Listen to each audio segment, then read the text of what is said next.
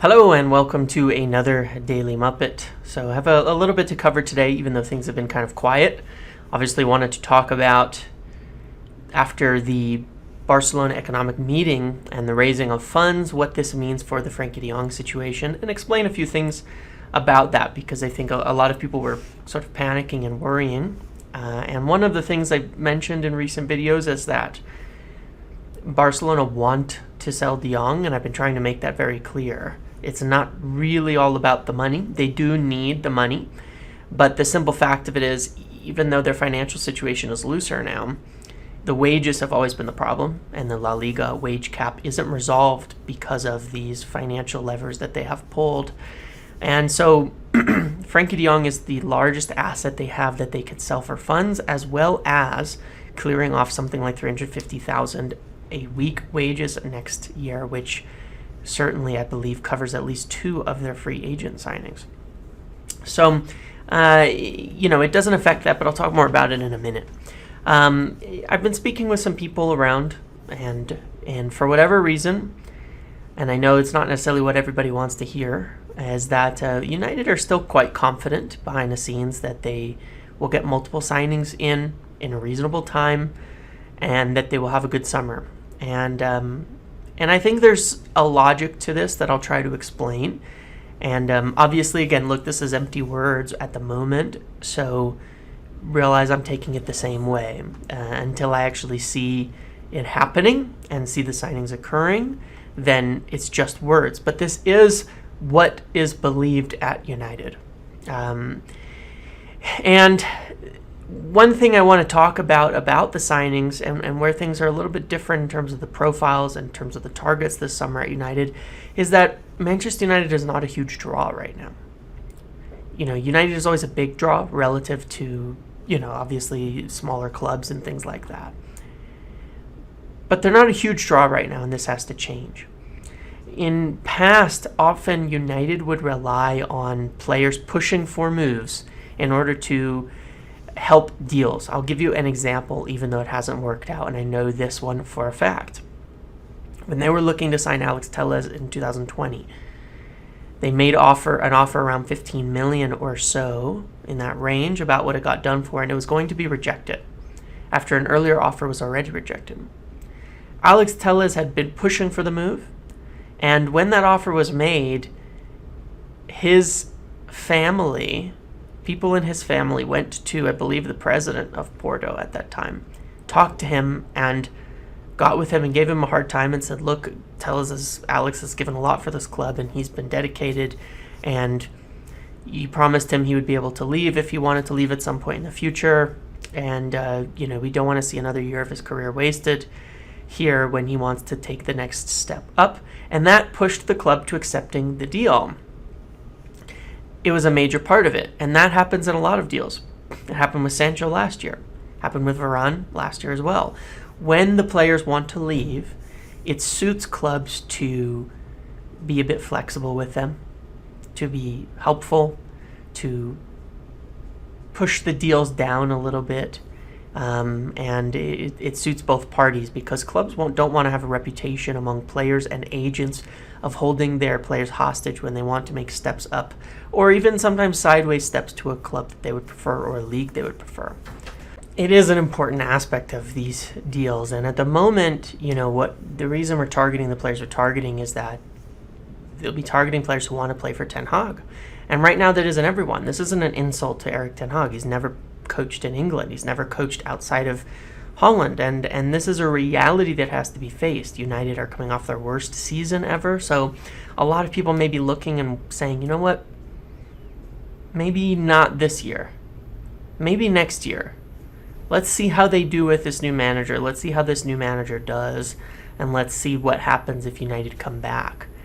United will be a draw very quickly, and if things go well, but United are at a turning point. The club is at a position where things can change, and they need changes quickly. I mean, another season outside top 4, not winning anything in Europa, another bad season, players not at the World Cup. Think about that for a moment. It's a World Cup year too.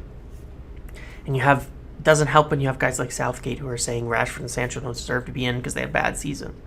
and that Luke Shaw may not be in there. Meanwhile, England suck. But those things don't help. Getting these players back up and firing, back into their national teams, back successful, back working, these are going to help in terms of a draw for clubs. United has always been a draw in England because they've always heavily represented the national team, and that's been a true thing for United for a long time. And it needs to be again. And so I think by next summer, top 4 or winning Europa League and a trophy, United will be a huge draw once again, and people will be looking for this project. And I still believe that will happen because I think Erik ten Hag is a very good coach, and I think the players we have are good enough for top 4, even without a signing. And I know that's not something a lot of people agree with, but I think so. I mean, look at Eddie Howe at Newcastle. I know they bought a couple players, but come on. They went from relegation to performing like in the top 4 in terms of points and form under Eddie Howe at Newcastle to end the season. The signings weren't that significant. Trippier got injured. It really mostly came down to the coach, manager, doing a good job getting the players back on, getting a sense of togetherness and spirit in the locker room, which I think Ten Hag will do. In the meantime, I'm also optimistic as well, actually, aside from just hearing from United, because there are reasons to, and I wish we didn't lose out on some of the targets that we've lost out on. You know, prior, when we were looking at Nunez, I was saying, yeah, don't pay up all the money for Jong because you want to be able to get this other deal done and you want these other deals. Now I look at it and say, to some degree, the pressure is off a little bit. Nunez is gone. They don't have a huge striker target. They don't have any other huge sink of money. De Jong is the biggest deal by far. And there are targets after De Jong. United have made contacts with many reps, and they have the general framework for a lot of deals. And the deals are simpler, too. We'll talk about that in 1 second. On Frankie de Jong, it's all economical. And I wish I could guarantee that they would do it, but I can't. I only feel optimistic because it is purely an economical issue. As I've said, Barcelona want to sell him. Economically, I mean, in that United have to just pay the money. That's it. Nothing else has to happen. Nobody really knows if they'll pull the trigger or Barcelona will cave, but something's got to happen in the next couple of weeks on this. And that seems like a long time, but it does. So I wish I could guarantee it and say that it would, but frankly, I don't think anybody knows whether United will pull the trigger and pay up or not. What they need to offer is something that gives Barcelona about 60 to 70 million now and within the next 12 months, and another 10 million in what is very much achievable. That's what they need to do in euros. And given the lack of a big striker target, I think they should do it, in that it's transformative. Jurrien Timber. The terms are fully known to him. It's up to him. There was a story today from Graham Bailey kind of confirming a lot of what's said. The deal is basically agreed. We know the price, the personal terms, all of that, but it is up to him. Now, I'm wary of this because 2 reasons. There's 2 things. There's either 2 ways that this deal is right now. One, it's done under wraps, and as soon as the other deals are done, it'll get wrapped up at the right time. Or the opposite. It's totally dead. It is one or the other.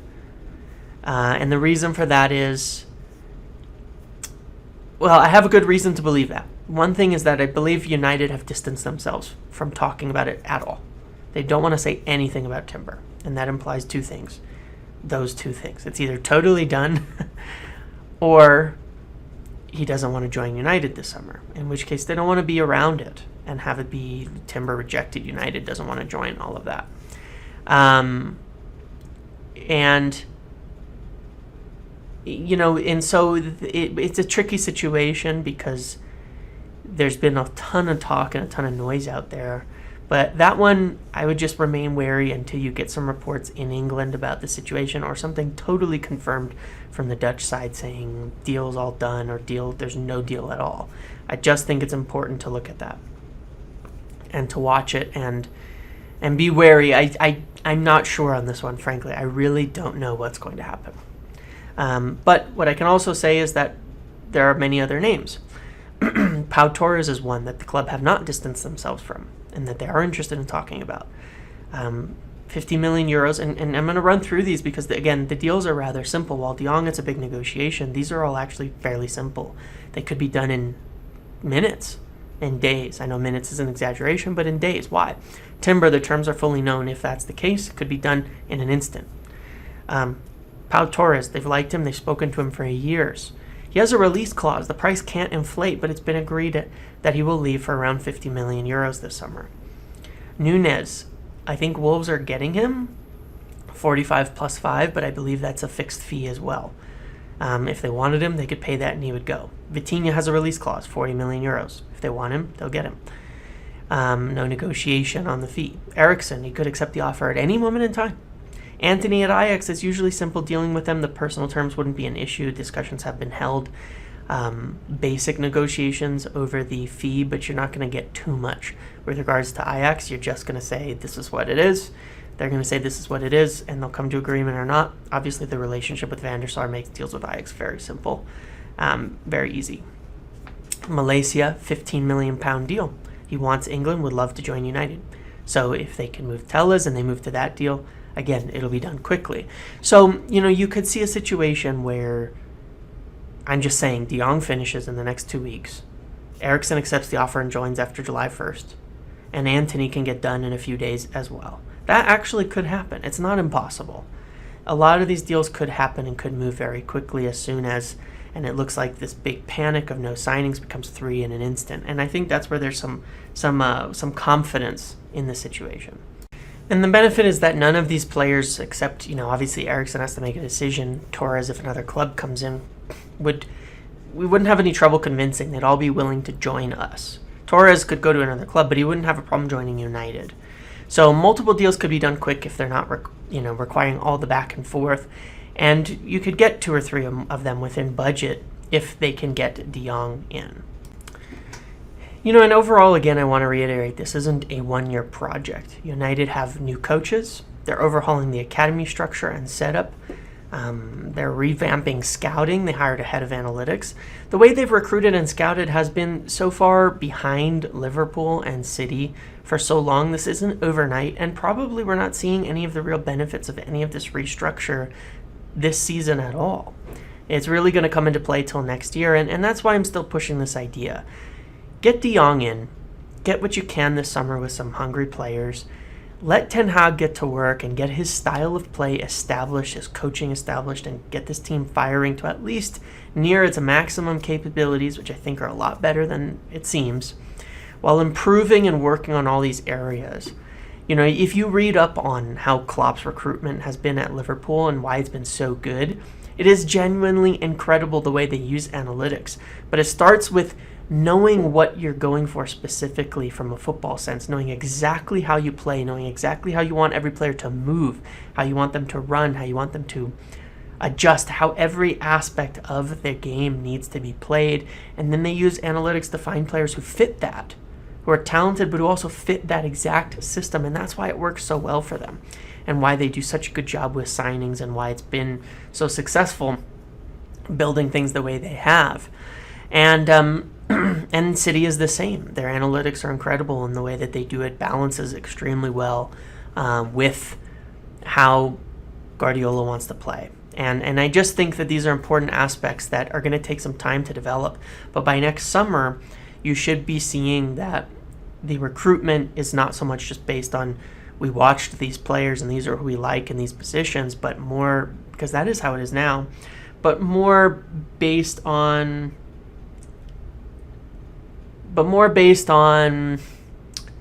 really working out the details of data and who fits within the structures of what the club is trying to do. But we haven't had an identity for so long. We haven't had a playing style for so long that it's been impossible. Jose was good at this in his own way. He knows how to build his own teams.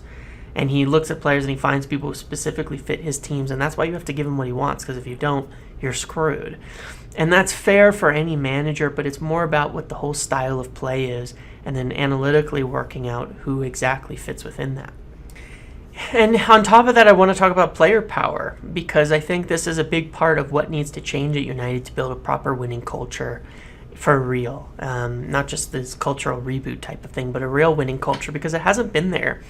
In this Pogba documentary, the reason I've actually tweeted about it a couple times and bring it up is that to me it's an example of everything that's been wrong with United. Player power.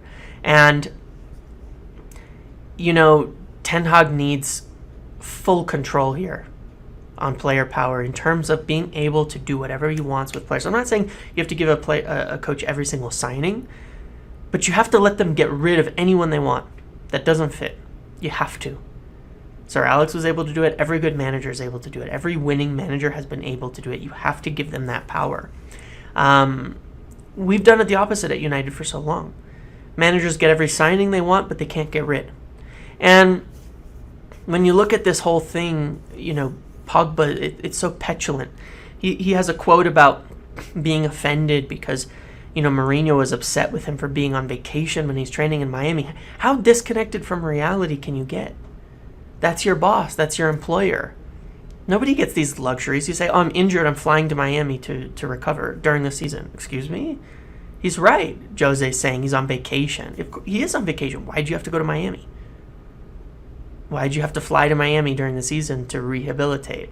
It makes no sense. It's nonsense. And that's player power, that a player was allowed to do that.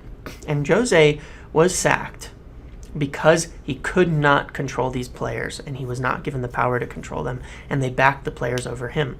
And that will never work. And that was the tipping point when I thought, there's no matter what, we cannot make it in the future if this happens. It's going to happen again. I felt that the club was effectively finished, not permanently, but to be dramatic, but finished when the club chose Pogba over Jose, not even because Jose is the perfect manager, but because the balance of power tipped. And everything that's happened this year with players throwing managers under the bus, all of the problems that are going on is a result of that moment and players knowing they can get away with it as soon as the going gets tough. And that's why people need to back the manager too publicly, and you cannot back the players, and you got to get off the player FCs no matter who the manager is. Whatever happens, obviously there's points where managers have to go and it's not working, but you've got to back them over players every single time now that we have a permanent manager in place. So, Ten Hag has to be given the wherewithal to get rid of anybody he wants, to move anybody he wants, and to do whatever he wants with the club and with the players there to get them back up and running the way he wants, and have these players realize, I've got to do what he wants, I've got to follow through, I'm not outlasting this manager. He's going to outlast me. I will be gone, and I will be with my reputation in tatters if I do not follow through. But if I do, the rewards are success and all of that. So I'm going to make another video and do some articles soon about the whole evolution behind the scenes, because there's a lot more going on, and I'm supposed to have a conversation with someone soon to find out a lot more about it. And I think it'll be very interesting. But this is a major project, and it's a long-term project for the club, and it's not a surface level thing. And I really do believe there are some changes going on, but it's not overnight. It takes time. And in the meantime, they've got to do what they can to get Ten Hag what he needs so we can have a good year, and next year, a good year, some success, win something, really maximize this team, and then by next summer have these systems established, these new recruitments, the analytics in place, the overall evolution and real progress, and players will be dying to come to United, and we won't have the issues that we're having right now, and the targets will be more broad, and really I think it's going to be a totally different situation. But I want to talk more about the details of that in another video. So I'll keep you updated with everything as it comes through. Today we might get some news. I feel like there'll be more news coming out throughout the day and over the weekend, but I'll keep you updated, and if I hear anything else. I was about to end this here, and then some bit of news came out that confirms a couple of things and is rather interesting. Jonathan Schrager on Twitter says that there's 3 deals United are presently pushing on. One is Frankie de Jong, one is Vitinha, and the other is Malcolm from Derby. And Vitinha, as I mentioned earlier, has a release clause. United have not bid for him. They're in discussions. I think he could be an alternate to Eriksen if we don't think Eriksen is joining, but I have no idea. He's definitely not a defensive midfielder. Could be an alternate to de Jong, perhaps, but I'm not sure. I guess we'll see how that plays out. But he is on the list of interest, and they haven't made a bid yet. He has that release clause, so I'm sure they're talking about that. The Malcolm kid from Derby is free. He was linked a few weeks ago by Kajumba and Romano and a few others, and I think it's a great deal. It's back then if they want him to join, just to sign him up. But it's another young forward, and you have to wonder if they sign another young forward, left-footed, does that mean that they're going to not move for Antony and just focus on other areas? I do not know. We'll have to see what happens there. But that's always been my discussion about Antony, is if they're interested in him and looking at him, then, what does that mean overall for these young wingers? And if they're going to sign another young winger / forward striker, then we're just stocking up on players, and at some point someone's got to break through or be used somewhere. And then the last piece of info he says is that the talks with Timber effectively broke down or stalled during the discussion of personal terms. And what this has to mean overall is that if you take personal terms, it's not necessarily about contract and like wages, but playtime. It's all about playtime, and that's why it's stalled, as we've been talking about. Timber's not going to join United to sit behind Maguire and Varane, and if the position is you're joining as a center back and you're going to rotate with those, then he's not going to join, and that's probably where it's at. So we'll see if that can get resolved, but that explains why things are stalled and kind of just confirms what we have known about why you'd be thinking of joining or staying at Ajax, is because he's not going to join to be, that is a part of personal terms, is what kind of appearances you expect, where you expect to play. He would not join to sit behind those two for most of the year. So that seems like the key kind of updates now. And, we're going to have to see, what happens. Obviously, it's really only advanced in the standpoint of Frankie de Jong at the moment. The Malcolm kid from Derby would make a lot of sense. And I think that we'll have to see how Vitinha fits, because it's very confusing. I really hope they don't see him with Vitinha, as I really don't think they see him. I hope they don't see him as a partner in at the six or in the pivot. As an alternate to de Jong, it may be the case. And that's why they're discussing terms but not making a bid. That makes the most sense to me. An alternate to de Jong or an alternate to Eriksen makes the most sense to me, as I've thought all along. And so I hope that is the case, because signing more midfielders is great, but if you sign him to play him in the pivot with Frankie, I think we're going to have some issues. But yeah, that's an interesting piece of information today. As I was just saying, I kind of expected some things to come out today. But this kind of confirms a few things that we know actively. De Jong, Vitinha. I feel like since it's active, it's probably the alternate in case, and then the Malcolm deal. But that's again a free, like Eriksen. So if once de Jong is done, then they'll move on to the other targets as well. Again, as we discussed all the names we've went through in this video. So let's see what happens now. Things are kicking off, but as I said, they are busy, they are working, and you'd expect them to get some things over the line soon. I'll let you know. In the meantime, thanks for watching. Make sure to like, comment, subscribe, turn notifications on. I'll see you in the next one.